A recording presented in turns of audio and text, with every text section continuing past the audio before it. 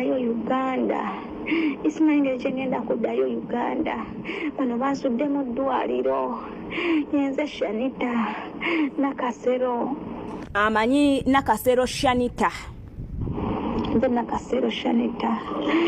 Nagira mu kampani ya Botsin. Esangibwa e Rubaga. Kampani ya Botsin sijiwuliranga nako. Kampani ya Botsin esangibwa e Rubaga. Where are you? Botsin esangibwa e Rubaga.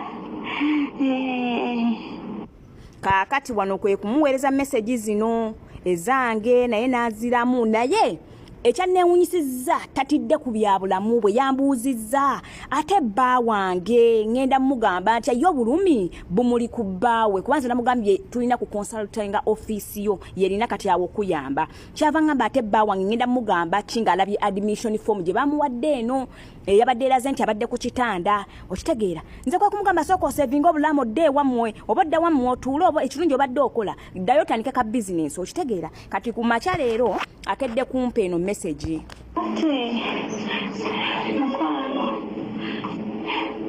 bansiibudde naye sirina wakudda office bakubira tewali kyebakola kyebanyamba sinakindinga ne mukama we yakubye dda ku office n'alopa nti omuwala abadde lubuto lwa bba wange nga office kyeva teri mufaako bulijjo nina enamba y'omuvubuka mukubidde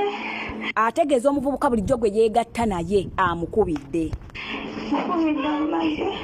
amumwoledde mubagoledde tusiddamu mukubira mu nzira ye Uganda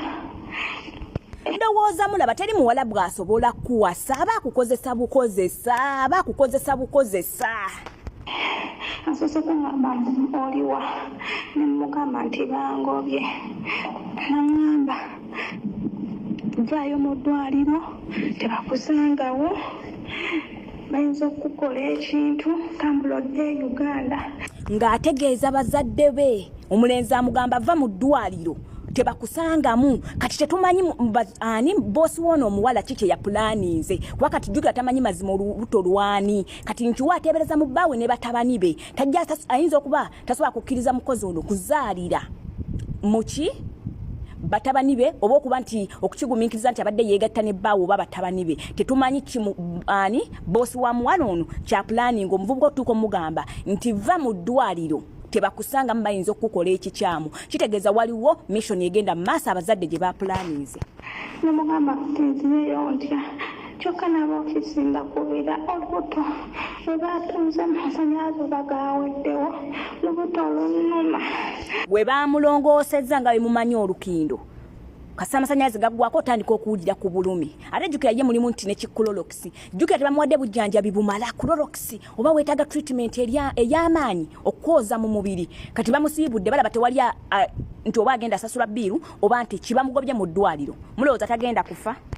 simanyi nakumanya nyamba byebyo oluvannyuma lw'okutuukirirwa abaana bangi nga bambuuza ku update ya Shanita abamu gwe mwakazaako nti owannabaana eyanywa Clorox n'atuuka ku ssali okugibwamu nnabaana ng'ali mu Buwalabu. Shanita oyo mumujjukira posti mugimanye yanywa Clorox okwagala okugyamu olubuto n'akomekereza nga si birungi. So omuntu gwe namukwasa nakomawo ku live ne mbagamba nti Shanita ssaawa ezo yali ku deportation yatuuka ku deportation oluvannyuma lw'okulondebwa poliisi n'emutwala ku deportation ye Uganda natuukiriddwa omu ku gwe namukwasa akola ku deportation bino bye yanzizeemu kasubira obyotya Shamira weyagala munnange webali kulwanirira bakagamba munnange tosangika munnange basalaga kumwaliwo ekirabo kakati munnange Shanita ebya Shanita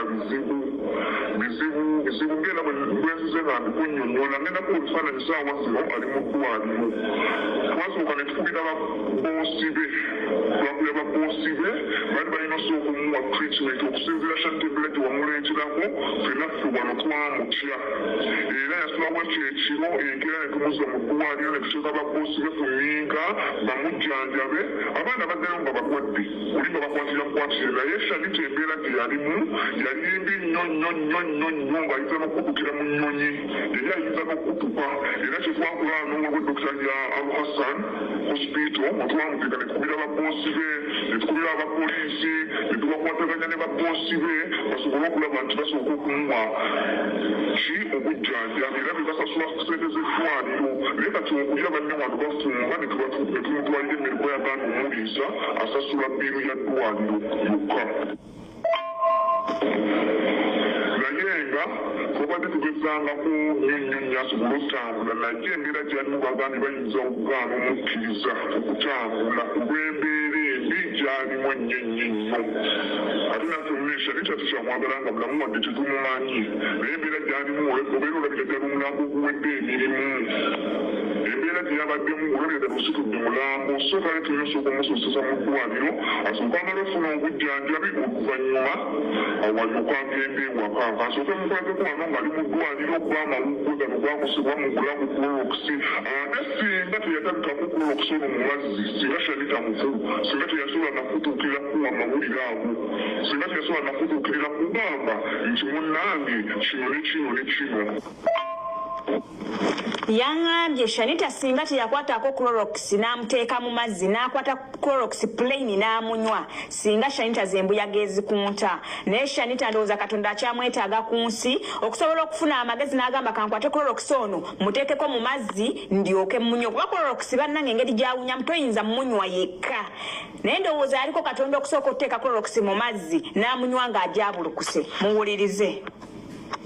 kubanga si Katonda yamuliko obubeezi nze nkubuulira ono omwana Katonda amubeerako obubeezi n'akwata Clorox n'amumixinga mu mazzi Clorox neyeejabulula kuba singa yanywa Clorox nga tamutabuddeemu mazzi nga bwe yali asazeewo nti yali azzaako okunywa Clorox nga temuli mazzi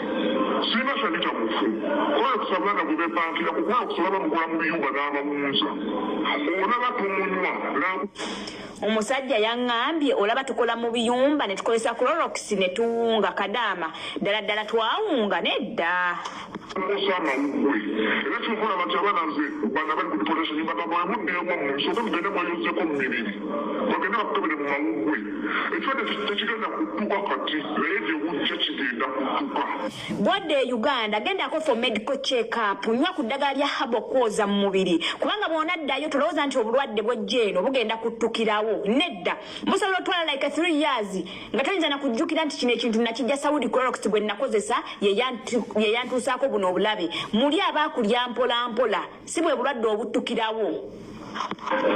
akulya muli mpolampola Clorox mubi nnyo akukosa mu mawuggwe bunodde obaba n'okonandobera mu mwaka gumu ebiri olwali kindiga kikuba wansi nga kaddukira nti Clorox ono mu kiwuma gye wali nkijja kukusa olaba tomunywa n'akukusa